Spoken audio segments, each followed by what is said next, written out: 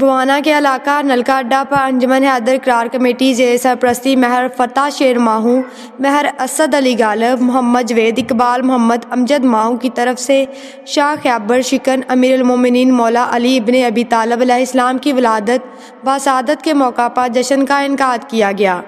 محمد عبد القادر اتاری نے صدارت کی۔ جشن میں پیر سید سجاد حسین شاہ، پیر سید ذاکر حسین گیلانی اور دیگر علماء کرام نے شرکت کی۔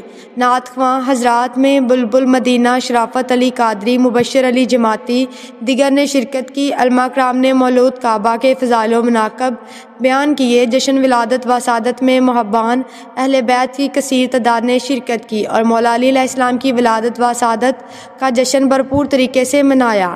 مٹھائیاں اور لنگر تقسیم کیا گیا۔ رپورٹ ملک جعفر علی، بیورو چیف چنیوٹ۔